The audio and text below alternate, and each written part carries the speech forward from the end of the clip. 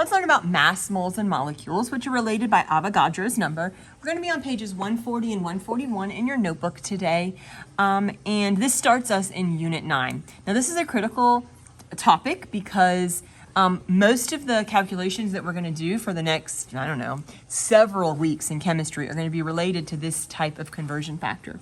You are going to need a calculator and a periodic table to be successful today. Okay, so we need to start out with the concept of understanding atoms. And so I'm going to zoom in for us here. We need to know that atoms are super small. And we do know that they're small, but we can't really fathom how small they are. There's a couple of videos that you can look on, you can look up on like YouTube that'll talk to you about Avogadro's number so that we can see how small atoms really are. But they're incredibly tiny. And so in order for us to have enough atoms to even be able to work with in the lab, we need an incomprehensibly big quantity to work with. It's a ridiculous number of atoms. And you might be, oh, well, it must be 1 million atoms or 1 billion atoms. No, it's way more than that. That incomprehensibly large quantity of atoms that we have is called a mole. It's just like how a baker is related to, like, say, baker's dozen, which is 13. But if you were working with eggs in a chicken farm, you might think about dozens. If you're thinking about shoes and you're a cobbler, you're thinking about pairs being 2 shoes. A mole is just the chemistry number for a certain grouping of atoms, and it's a grouping of atoms that has enough atoms in it that it's large enough to work with. And so we call that grouping a mole. And 1 mole is equivalent to 6.022 times 10 to the 23rd atoms. So I can have a mole of donuts, I can have a mole of basketballs, but they won't even fit on Earth. That's how many things are in a mole. But atoms are so tiny that a mole of atoms is like just a couple of tablespoons. A mole of water is just a couple of tablespoons of water in terms of atoms. So 1 mole of anything is 6.022 times 10 to the 23rd atoms. Now, the 6.022 times 10 to the 23rd, we can't count that. It's impossible for us to count that. So instead, we're going to use things like grams and moles and liters, which are things that we can measure in lab, and that's going to allow us to know how much of how much of an atom do we actually have. So we can see our conversion factors that are here, and so we notice that it's all based on the concept of a mole. So if we have 1 mole of anything, it's going to be 6.022 times 10 to the 23rd molecules, or atoms of that. We've already established that. But we can't count this, and so how do we know that we have a mole? Well, there's 2 ways that we can verify that we have a mole, or this many atoms. The first is by looking at the periodic table. The mass on the periodic table is in grams is equivalent to however this many atoms would weigh. So if I have, for example, a mole of carbon, if I look on the periodic table, I can see that carbon has a mass of 12.011. So if I have a mole of carbon, I have 6.022 times 10 to the 23rd atoms of carbon, and that will weigh 12.011 grams. Now, the other part that's interesting is that a mole of carbon, if it was in the form of a gas, would occupy 22.4 liters. And that's true of anything on the periodic table, which is what makes Avogadro's number so special. If I have 1 mole of, let's say, oxygen, 1 mole of oxygen would compose 6.022 times 10 to the 23rd oxygen atoms. But the mass of that would be 15.99 grams, because that's the mass of oxygen on the periodic table. And if I had that many atoms weighing 15.999 grams in the form of a gas, it would occupy 22.4 liters. Now, when we look at compounds like, say, H2O, the same thing is true. If I had 1 mole of H2O molecules, there would be 6.022 times 10 to the 23rd individual water molecules in that sample. And that would weigh what H2O weighs on the periodic table. So I'd add up 2 H's and 1 O, which happens to have a mass of 18.015 grams. And 1 mole of water would weigh 18.015 grams, and if it was as water vapor, as a gas, it would occupy 22.4 liters. Now you might notice this at STP. Remember, we talked about that when we talked about our gas laws. STP means standard temperature and pressure, and because we're talking about gases and volume, they could be impacted by a change in temperature or pressure. So we're just saying that this is what it would measure at 0 degrees Celsius and 1 atm of pressure. You don't have to remember that. Just note that you might see STP in the problem, and for right now, we can just ignore that. Okay, now, if A equals B and B equals C, note that these are going to be equivalent to each other. So we don't always only have an internal triangle, we also have an external triangle where we can convert between any two units in this conversion triangle because they're all related to what 1 mole of molecules would weigh. All right, so we're going to start practicing our conversions. Before we do that, I'm going to have you kind of remember how we handle conversions. So if you remember with conversions, we are given something in the problem. And then we have to turn that given thing into the unit that we want. So if we are given something, we're going to take that given unit and we're going to put it in the denominator so that we can cross those units out. And then we're going to put our wanted unit in the numerator. And it will always be that way. Given goes to the bottom, wanted goes in the top. And then we're going to get a number that goes with each of these. The number that goes with each of these is going to be a conversion factor, and that conversion factor or conversion number is going to come from our triangle. Now we may have to use our periodic table because it tells us here that if we're looking for mass, we've got to find it on the periodic table, but we can use the triangle to tell us where to look. So if we look at our first problem here, it says how many grams are in 2.5 moles of calcium. So we have 2.5 moles of calcium, so that's what we're given, so that's what we write down. And then we take that unit we're given, moles of calcium, and we put it to the denominator. We want, in our problem, grams, so we're going to put grams of calcium in the numerator. And then I go and I look for my conversion factors. The number next to mole is 1, so I place a 1. And for grams, it says look on the periodic table. So I go to the periodic table, I find calcium. Calcium has a mass of 40.078, so I write down 40.078. And then I multiply these two values and divide by what's in the bottom. So if I take 2.5 times 40.078, and then I divide it by 1, I get 100.195. Now, we're going to go back to our significant digits rule, so I have 2 digits here, so I can only keep 2 digits at the max of significance, and so I'm just going to have to round this to 100 grams of calcium, and that would be my answer. Now, I'm going to color code the next couple of problems to match what's in our chart so that our eyes know that only have to look at the 2 things that are involved in our problem. So in problem number 2, it says how many grams, that's what I'm looking for, are in 2.5 moles of CaBr2. So I'm going to start by writing down what I'm given, 2.5 moles of CaBr2, and I create my box. Now, I've highlighted moles of CaBr2 because that's what I have. And so moles is going to come down to the denominator because I'm trying to divide it out. And then I'm looking for grams. So grams of CaBr2 goes here at the top. So now I go to find these numbers, I look at my triangle. For my mole number, there's a 1 next to the mole, so I'm just going to place a 1. For the grams, it says go to the periodic table. So I'm going to have to go to the periodic table for CaBr2. So Ca has a mass of 40.078, but I have to add to that Br2. Br is 79.904, but I have to multiply that by 2. And so when I add all of those together, I get like 199 point something. So 79.904 times 2, and then plus 40.078. Yep, 199.886. 199.886 is my molar mass. That's what I'm going to put here.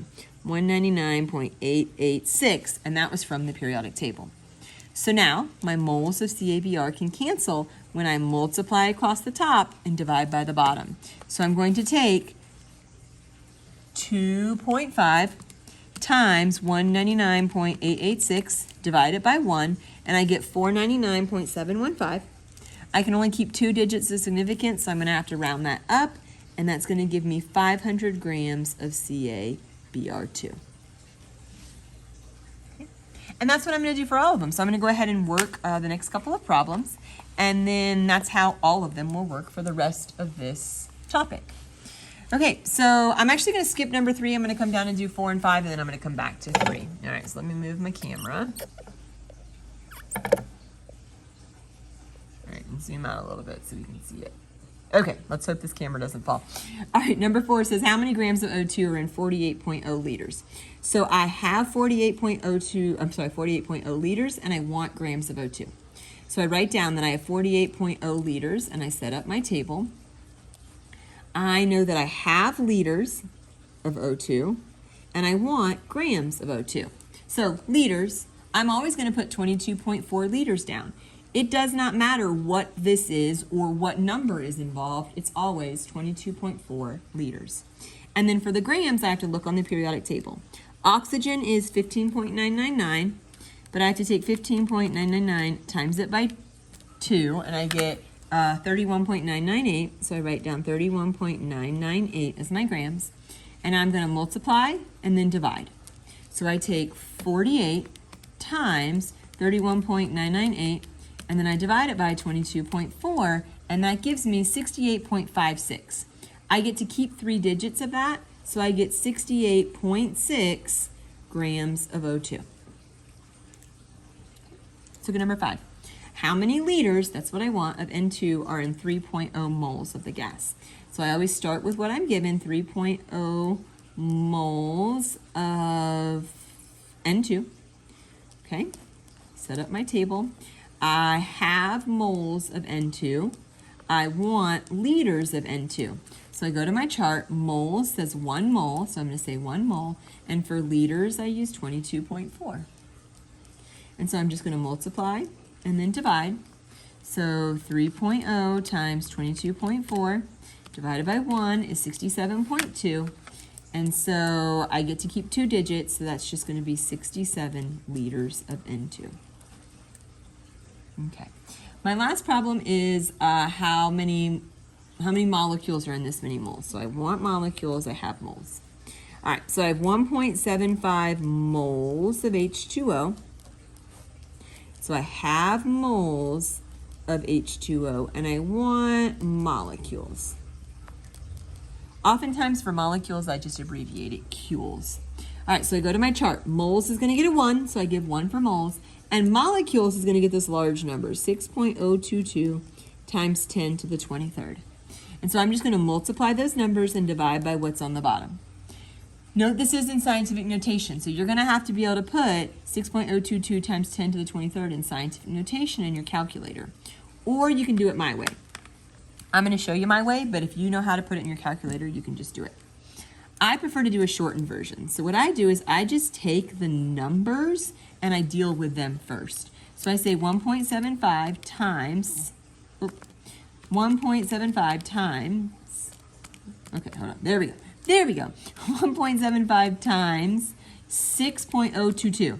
And I ignore the whole times 10 to the 23rd. And then divide it by 1. And that gives me 10.5. So I'm just going to kind of write down 10.5. I get to keep 3 digits. So I kept 3 digits. 10.5. And then I just put the times 10 to the 23rd on the end of that because I didn't use that yet. And then that would kind of be my answer. And this is close. You would get most of the points for this as an answer. However, this is in scientific notation, and we learned when we first learned about scientific notation that this base number had to fit between 1 and 10. It currently does not. So we would need to move that to be 1.05. Well, that was because this value was too big. So anytime something is too big for scientific notation, we just add to the power. So we say it's 1.05 times 10 to the 24 molecules of H2O. If you did it in the calculator, you would get the same thing. Okay, but just kind of show you how I did that without having to type this into scientific notation. Took my numbers and I did the math with my numbers. I added the times 10 to the 23rd just on to the end of that. Then I looked at my number. It had to fit between 1 and 10. In this case, it did not. It was too big. So I moved the decimal to make it fit between 1 and 10. And since it was too big, I added to my power.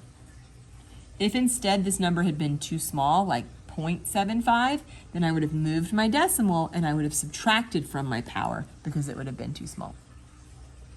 And that's how we convert between mass, moles, molecules, and liters. And so now you should be able to work on page 140 and be successful. I'm going to do a couple of problems on page 140.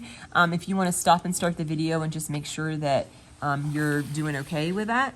But it's all going to be based on our triangle. So let me zoom in here, move this up, zoom in, and I'll just do a couple of problems that you can hopefully feel comfortable.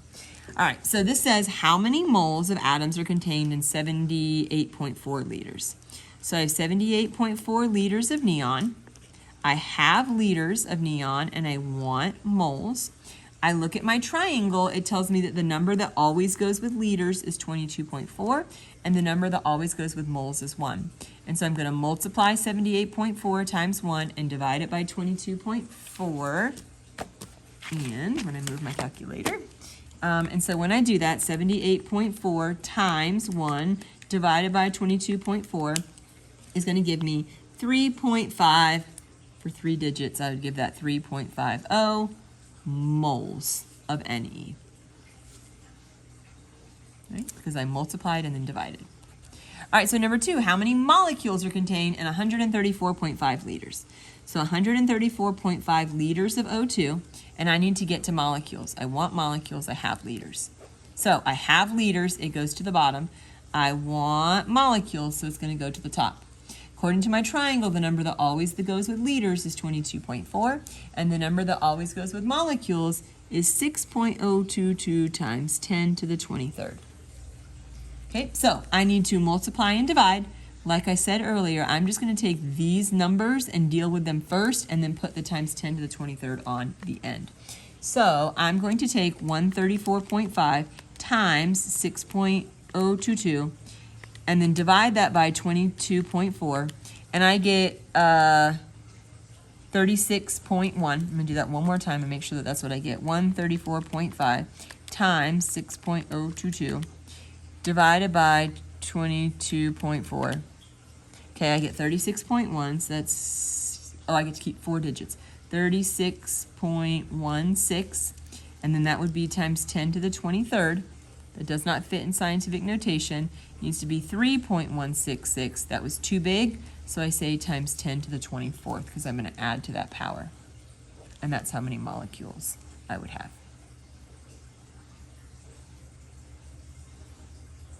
Okay, all right. Number 3, what is the mass of 1.59 moles? Okay, so I want mass. Mass is grams, and then I have 1.59 moles. So 1.59 moles of Ca, oh, that's not what I meant to do, but okay, Ca and then ClO3 too.